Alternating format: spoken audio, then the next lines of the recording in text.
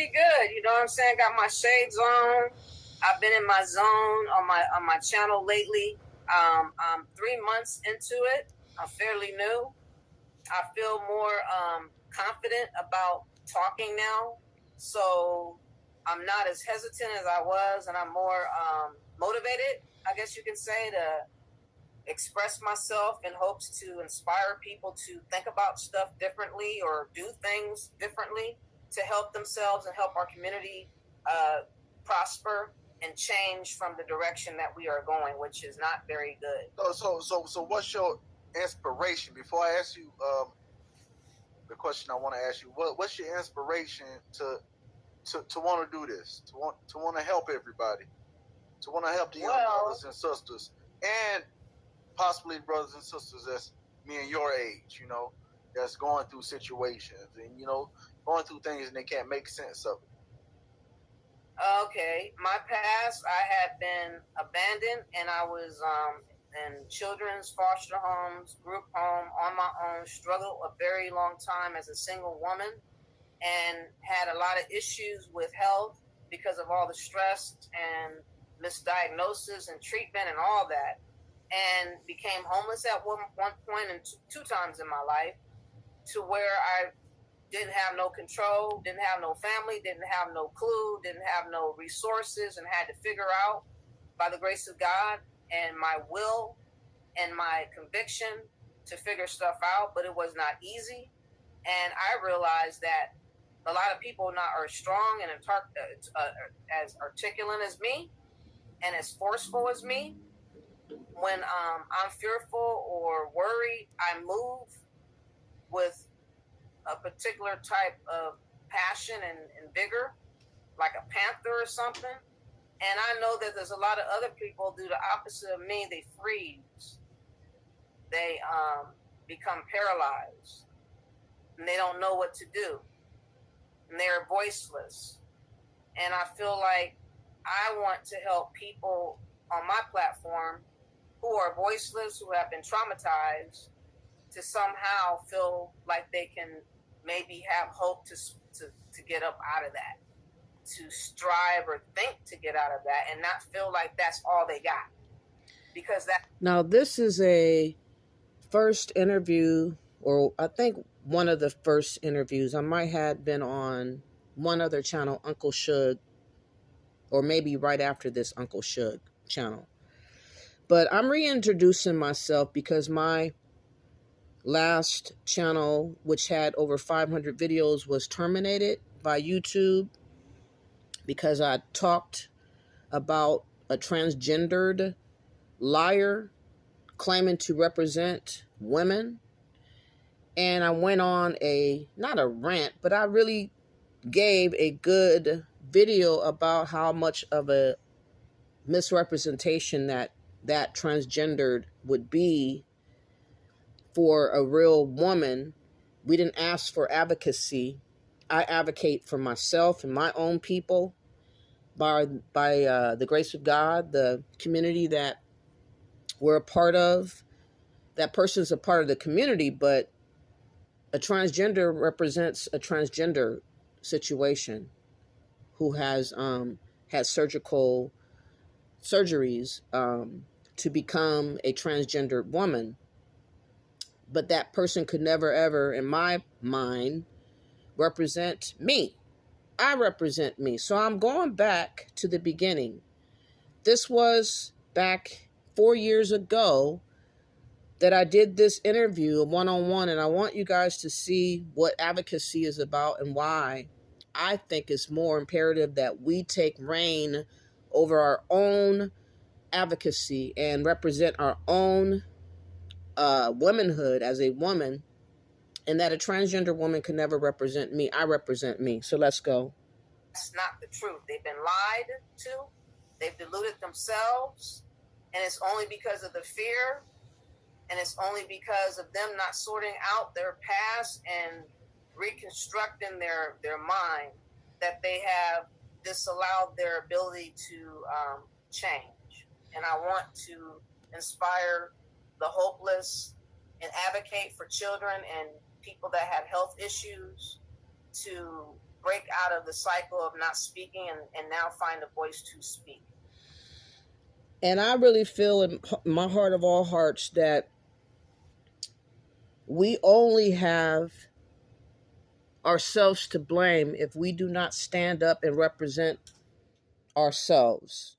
Now, I didn't do this full interview on this video because I've been having problems with this phone to really showcase what I'm talking about. So I want to fast forward just a tidbit to get to the better part of the interview.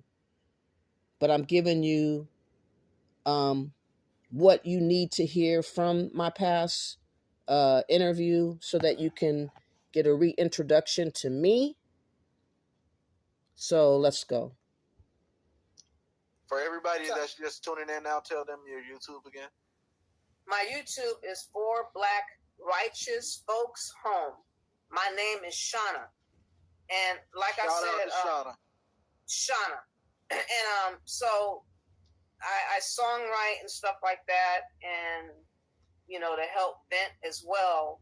And I forgot the question. I just kind of like got off. What was the question again? We were talking about your poem, The Doomsday Party. Oh yeah. So while I was in bed looking on YouTube, I started noticing for the first time about the so-called Black community. I started noticing supposedly about all the arguments and debates about us being indigenous or African, and Black women being wretched and weaves, and men feeling like they can be MGTOW and pimps and players and liars, and just all these different sentiments that does not help anything for us. And then also I heard about Chicago. Never knew about all the shootings that had been going on there. Never heard of Kanika. Wild West out there. Yeah, I never heard of Kanika Jenkins and what happened with her in the freezer and her organs missing. That was the first time ever I was exposed to all that evil, like set up city, like malicious city, a lot of like just demonic stuff going on there. And I was riveted by how terrible all that stuff was and how nobody really was doing nothing. And all we were seeing on YouTube was a whole lot of battling back and forth over dumb stuff. And people were like ego tripping and debating over pointless points. And I was just like, this is like a cartoon, like Roadrunner, like I don't know, like Tasmanian Devil, like a whole lot of other types of cartoons that didn't make sense. And I was thinking to myself, ironically, I said, I could trip and make a better channel than them. Yeah. That's exactly what I told myself. And I was like, you know what? I've never told my story as far as foster care. And I don't think a lot of people have shared it. But I think a lot of people who have had that experience or might be on the verge of having a child go, maybe if I told my story, they would be influenced not to have their child go. Maybe they will rethink that. And perhaps the ones that were in foster care would feel inspired to not feel shame, because you have felt shame before. You felt like you weren't wanted, you orphan Annie, all types of talk like that. And, you know, bastard, you know, even though my parents were married, all these things were told to you that you had to carry. And I've gotten over all that kind of stuff. And I just feel like me speaking about how to get over that kind of stuff will enable people to finally come out of the shadows and face their demons like I have. I'm not saying I face all my demons, but I have certainly faced shame. I've faced guilt. And I've faced people that have harmed me. And that's a start. Yeah, I know that's right. Sister. So let us hear the poem. Okay. So this took me probably about 2 weeks to keep doing it. I wrote it so many different times because at first it was so long-winded. So I try to make it more poem-like. So I try to do it. I hope you can hear. Doomsday Party. We can hear you. Okay. Thought, not all, but far too many. folk lost in doomsday party. Wide-eyed zombies led by shepherdless herding. Numerous empty-headed beings, shaming all righteous black copper folk included. Trademarked, sharing, damning labels. How come? Droves unruly refuse to grow the fuck up. Men quick to bark out orders without adhering to anything righteous. Alas, doomsday party created. Twerking, jerking, foamed mouth like a rabid dog possessed. Shackled lowly, blacks perform fuckery antics. Hookups pretend, play house casually risque. Reality show imageries ruin, confuse youth early. Trick, dumb down, females get pregnant, most likely left looking silly. Unprotected, overlooked, unloved. Meanwhile, straight bandit impregnates and sexing for fun. He runs through many ones, then he spits out like overly chewed gum. Max, pimps, players, devours, her essence, turning her into a Venus trap. Soulless anger, ratchetly loud and freakish. Attitude matches ghetto-ass living. She goes rogue, wearing it as a badge, a.k.a. black bitch, hood rat, ghetto bird, disparaged. Elites, props up, celebrity, as our select role model idol. Then capitalize on black foolery, wearing them as a piece of jewelry. Shit demonic, y'all. Blame game swatted back and forth. Solutions, none, of course. Legions of women, ensnared, enslaved with child, minus a family unit. Scattered, wilding out, soon forgets child now. She wants out. When single moms raise children wrong, sex, touched, harmed, missing, murdered, whose fault? Just hers? Crafty lies handed out by experts. Excuse, confuse, hypocrisies, new Babylon. Odd, no call from self-proclaimed leaders to disrupt demonic partying either. Those lames bloated on power, wealth, with their own hustle agendas. Mindless parties saturate, bombard us. Ill effects are still ongoing. Disease compounds the situation with the trend. Down low black men hidden while he's pretending, sexing women, spreading HIV. Damn. Common sense, respect, least required.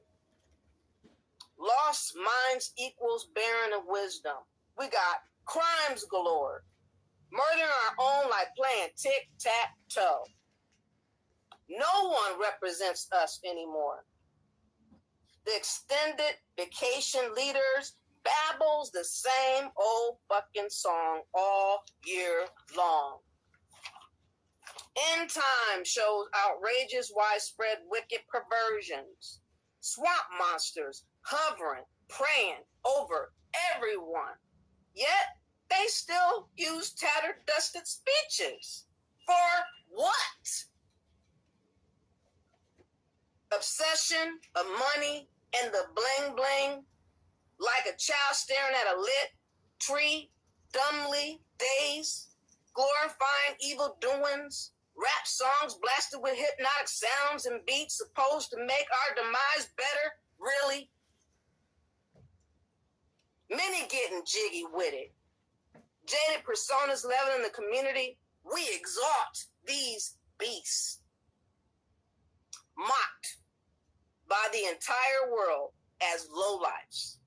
Disdain made plain with harassments, false arrests, abductions, missing organs, lynchings, flat-out killings, open season of folks being purged. Where is the righteous outrage heard? Sweet-lipped liars everywhere. Benedict Arnold's blackened faces cooning it up. Useless baseless debates as blacks waste away.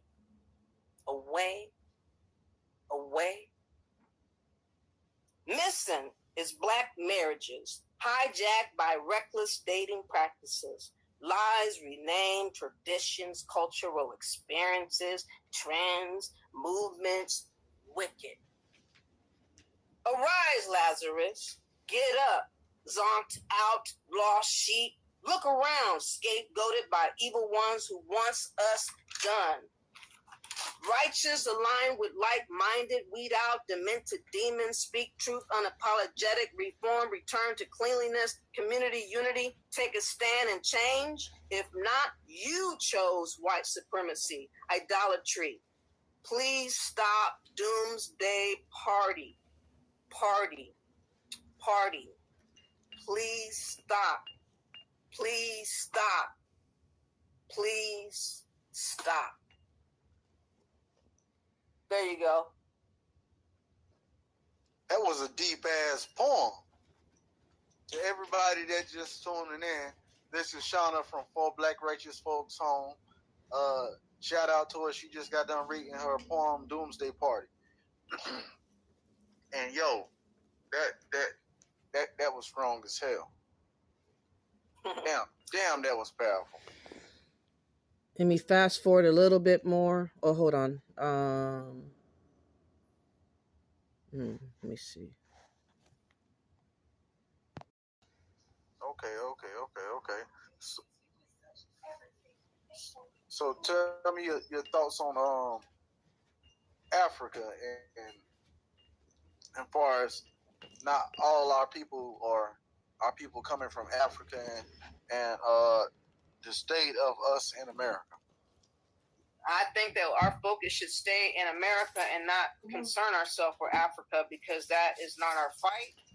That's a distraction. Again, we have people that are not from here who are rallying to tell us we are from there and that we should be more concerned with Africa than here. And if they're so concerned, why aren't they running their ass there to go live? I ain't seen nobody get on no plane to go live there, to talk shit via the web as they live there. So why the fuck are they telling us and talking to us about Africa? Can y'all please explain that to me? That's all I gotta say. So that is not anything So tell us why we should be more focused on America, where we stand at in these states other than Africa. Because we're from here and we're looking at what's going on with us. We have people being lynched. We have, like I said in my poem, we're dying. We're being targeted. People are getting away with murdering us. Cops are able to go to someone's apartment and say she thought it was her place and kill a man in cold blood. We are being treated as if we're insects, as if we're roaches, as if we're ants. And I think that we should be concerned about our survival than people that are so far away and they may or may not be related. And I don't give a damn, because I got to worry about me here and the people around me here, because the people around me here can be my friend or my enemy while I'm trying to survive here. So what are your thoughts about all these school shootings and just mass shootings going on throughout the U.S. right now? With white people or black people? Mostly white, right? Yes. Well, they got mental issues, obviously. And I think some people are probably that, what's that? So why do you think that when situations like that happen, they like to say that's the cause of it, but then us, we get thrown in jail and saying, "Oh, we just sadistic murderer." They use kitty gloves when it comes to those people.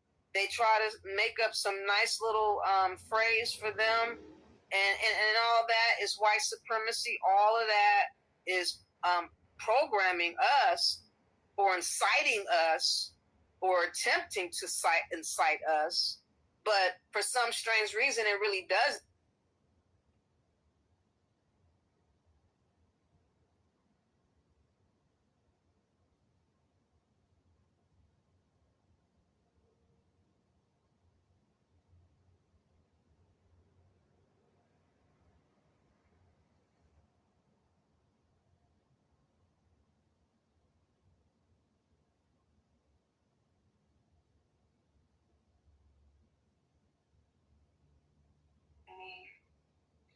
Everybody, hold on, man. I gotta go back to the video.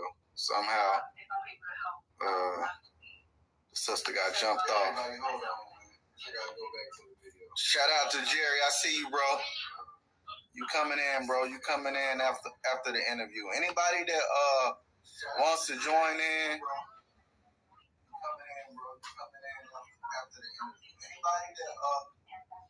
that want to come in, you just hit that link. To anybody that want to come in, just hit that link and just hang out backstage. Let me get this back right, y'all. It's crazy how that happened, man. That's crazy. Let me get this back going right.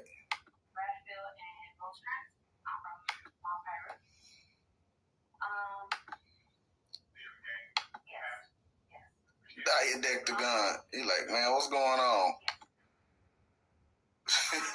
Yo, Mind's Eye, I see you. Yo, Diet deck, what's up, bro?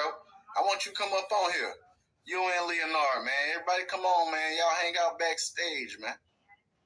Y'all hang out backstage. I see y'all in the chat, man. Shout out to Diet deck. Yo, Diet deck, you did a good-ass video the other night, bro. For real. Mind's Eye, you already know, bro. Jerry, I see you, bro. Yo, just hang out backstage to after the interview, all right? I'm about to pop the interview back up. And yes, this was the pre-pandemic interview. So you know what I'm saying? Some of the stuff she was talking about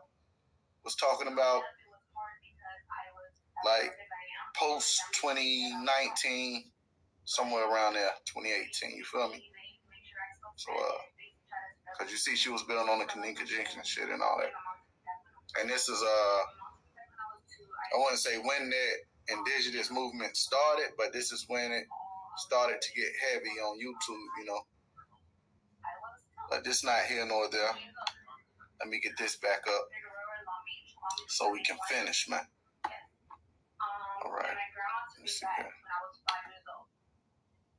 We got it up there. Do that.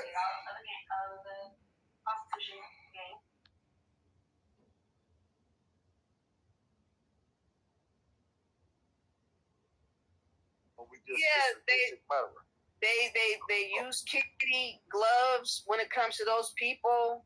They try to make up some nice little phrase for them, and all that is white supremacy. All of that is programming us or inciting us or attempting to incite us.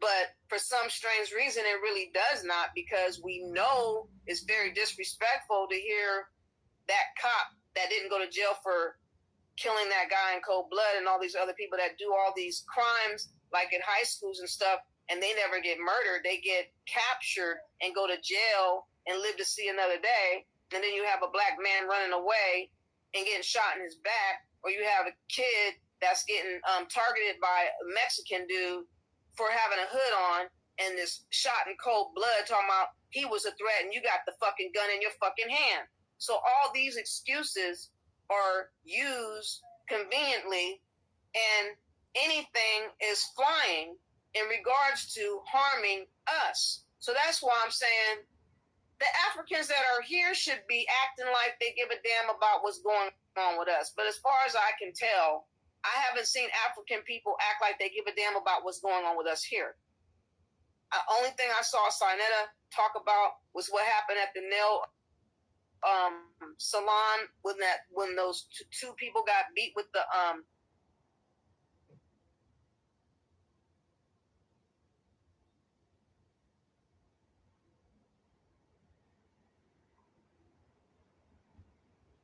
mops and stuff like that.